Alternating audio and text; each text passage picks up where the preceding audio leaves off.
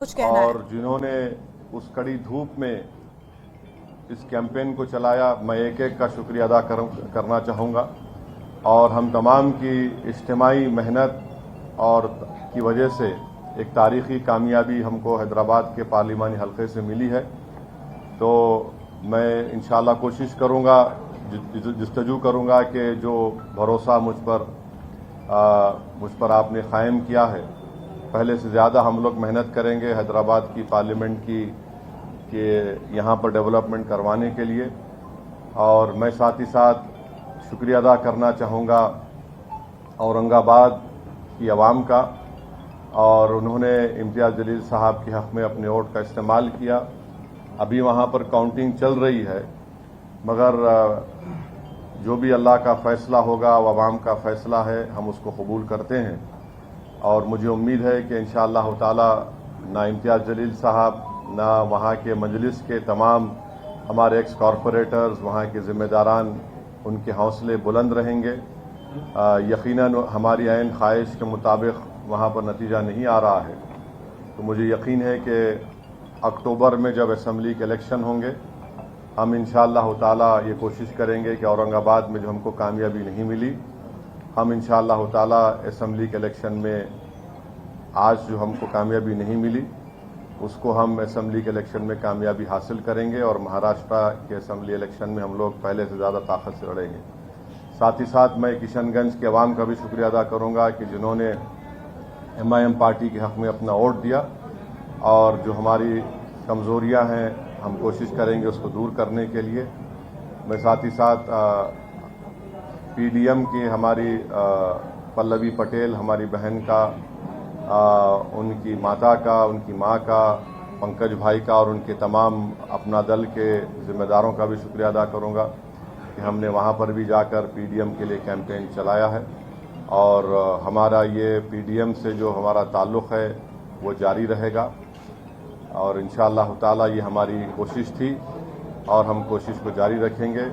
मैं तेलंगाना की आवाम का भी शुक्रिया अदा करता हूँ कि हमने उनसे अपील की थी कि जहाँ तक हो सके BJP की कामयाबी को रोकें।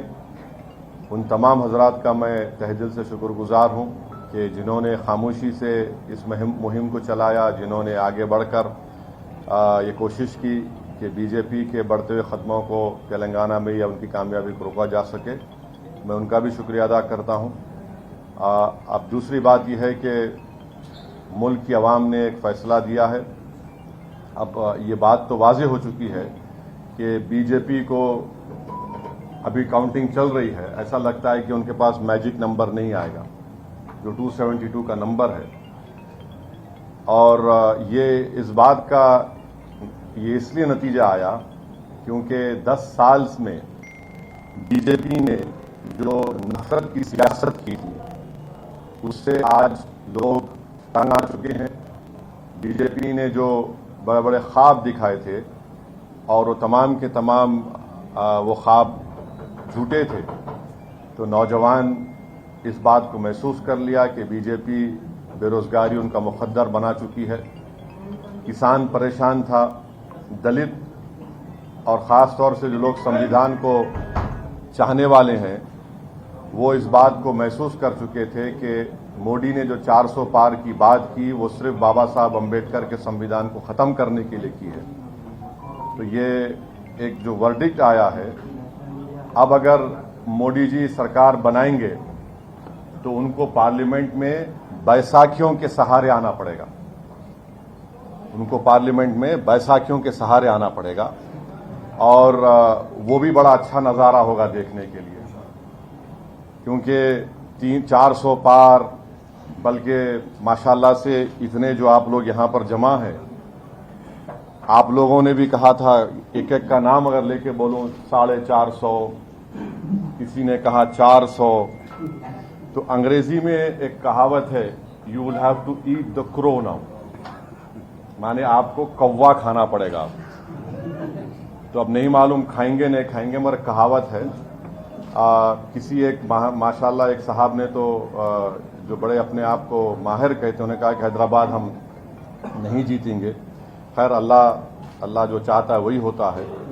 तो तीसरी बात, अहम बात यह है कि अगर ऐसा मौका आता है कि देश के तीसरी मर्तबा प्रधानमंत्री वजीर आजम नरेंद्र मोदी नहीं बनेंगे, अगर उसमें हमारी जरूरत पड़ी तो हम यकीनन उसमें साथ देंगे, क्योंकि हमने एक पब्लिकली एक स्टैंड लिया है कि हम बीजेपी को रोकेंगे।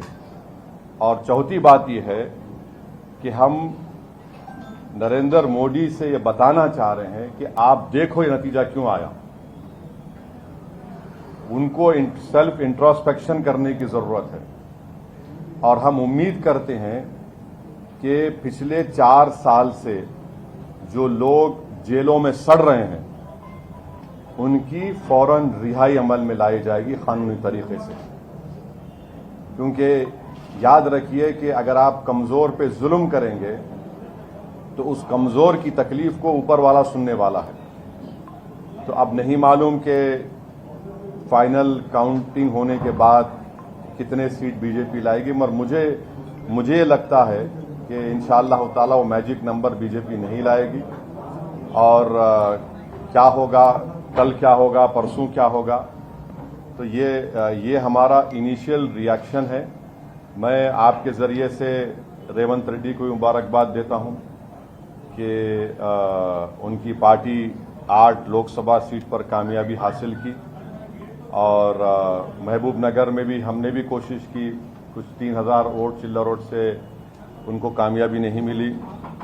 सिकंदराबाद में मेजॉरिटी कम हुई है और अफसोस की बात यह है कि बहुत से मुकामात पर पार्लियामेंट कॉन्स्टिट्यूंसी में खोलो प्रमोद है तो बहुत से मुकामात पर हम ये देखे हैं कि टीआरएस के लोग ओपनली बीजेपी को सपोर्ट कर रहे हैं।